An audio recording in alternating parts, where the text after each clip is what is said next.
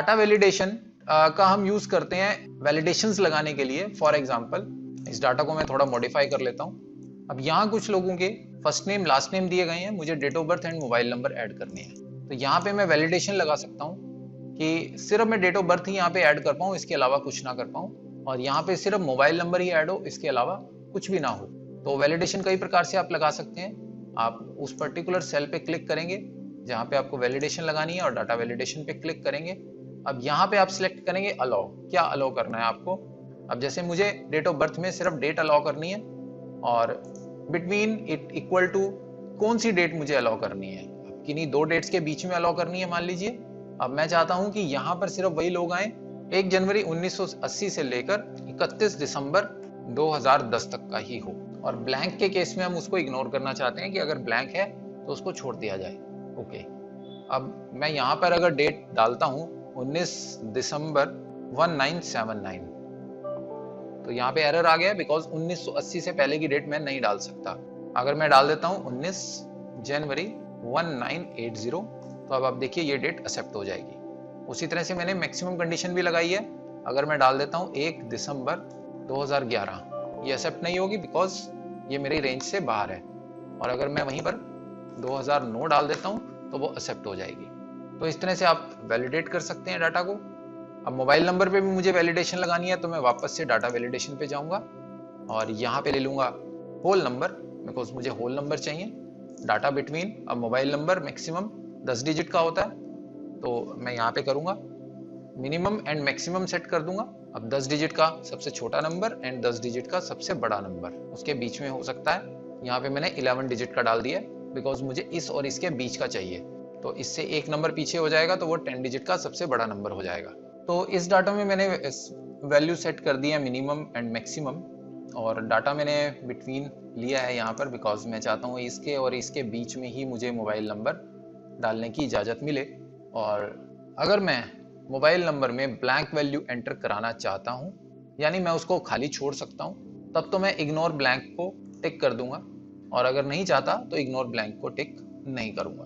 लेकिन इसका सीधा असर नहीं पड़ने वाला है, आइए देखते हैं। अब जैसे मैंने यहाँ पर इग्नोर ब्लैंक पे टिक कर दिया है और ओके मैं इसको करता हूँ। अब आप देखिए अगर मैं खाली 1 डालता हूँ तो एरर आएगा बिकॉज मुझे मिनिमम 10 डिजिट नंबर डालना है, मैंने ये डाला है तो ये एक्सेप्टेड हो गया है। और अगर मैं इसको डिलीट कर देता हूँ नंबर को तो कोई दिक्कत नहीं है because blank numbers are allowed. किसी तरह का शीट में कोई एरर तो नहीं है, वो चेक करने के लिए आप सर्कल इनवैलिड डाटा करते हैं। अब देखिए यहाँ पर कोई भी इनवैलिड डाटा नहीं है, तो किसी तरह का कोई सर्कल नहीं हुआ है।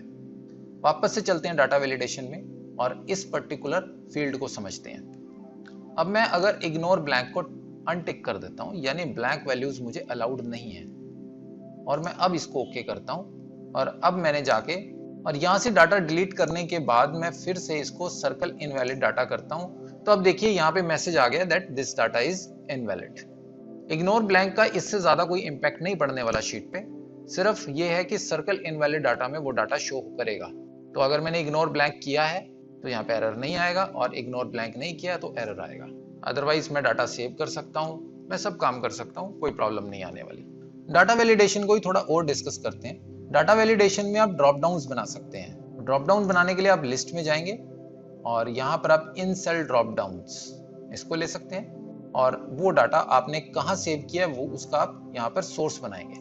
आइए करते हैं। यहाँ पर मैं सिटीज की एक लिस्ट बना लेता हूँ, ठीक है, और यहाँ पे मैं इन पर्टिकुलर लोगों की सिटीज भी ऐड करना चाहता हूँ। तो यहाँ पर डाटा वैलिडेशन लगाएंगे, लिस्ट, और सोर्स में ले लेंगे ये 3 और ओके कर देंगे। अब देखिए ये एक ड्रॉप डाउन बन गया।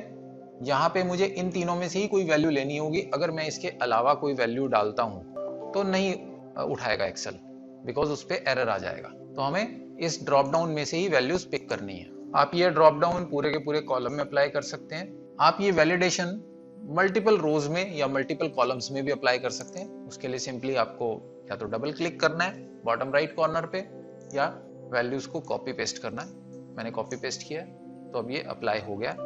अब देखिए मैं यहाँ पे भी वैल्यू गलत नहीं डाल पा रहा हूँ। उसके बाद डाटा वैलिडेशन में एक ऑप्शन आता है apply these changes to all other cells with the same settings, यानी सेम इसी सेटिंग वाले और जितने भी सेल्स हैं। अब जैसे इस पर्टिकुलर सेल से लेकर इस पर्टिकुलर सेल तक मैंने मोबाइल नंबर की वैलिडेशन लगाई है। पर अब मैं इसमें कुछ चेंज करना चाहता हूं। मैं चाहता हूं कि फर्स्ट डिजिट 5 से ऊपर का हो, उससे नीचे का ना हो। और उसके बाद apply these changes to all other cells with same settings कर दिया। उसके बाद अगर आप यदि किसी भी चेंज को सभी जगह अप्लाई करना चाहते हैं, अब फॉर एग्जांपल इस पर्टिकुलर सेल में अभी 3 वैल्यूज हैं मेरे पास, यमुनानगर, करनाल एंड पानीपत, और मैं इसमें एक सिटी ऐड करना चाहता हूं और चाहता हूं कि ये जो भी मैं चेंज करूं वो सब जगह ऑटोमेटिकली अप्लाई हो जाए। तो ऐसा करने के लिए आपको किसी एक सेल को सिलेक्ट करना है, डाटा वैलिडेशन पे जाना है, अपना सोर्स चेंज करना है। पहले मैं सोर्स चेंज कर लेता हूं। यहाँ पर मैंने एक सिटी और ऐड कर दी। उसके बाद मैंने सेल पे क्लिक किया, डाटा वैलिडेशन में गया। अब ये जो नया सोर्स है इसमें अंबाला भी मैंने लिया है। ऐसा करके मुझे apply these changes to all other cells with the same setting, यानी सेम सेटिंग जिस जिस सेल पर है उस पर वो चेंज अप्लाई हो जाए। जैसे ही मैंने इस पर टिक किया तो ये सभी सेल्स ऑटोमेटिकली सिलेक्ट हो गए। मैंने नहीं किया ये सिलेक्ट, ये ऑटोमेटिक हुए, और ओके कर दूंगा। अब देखिए यहाँ पर अंबाला आ गया है, जो सिटी मैंने अभी ऐड की है वो ऐड हो गई है। तो ये था डाटा वैलिडेशन, जिसको मैंने किया एग्जांपल शीट नंबर 4 पे। ये आपको आपके वीडियो लेक्चर्स के साथ मिल जाएगी। जितने भी मैं प्रोजेक्ट्स कर रहा हूँ आप ऊपर ध्यान देते जाइए कि उस पर्टिकुलर शीट का नेम क्या है। तो अभी ये एग्जांपल शीट नंबर 4 पे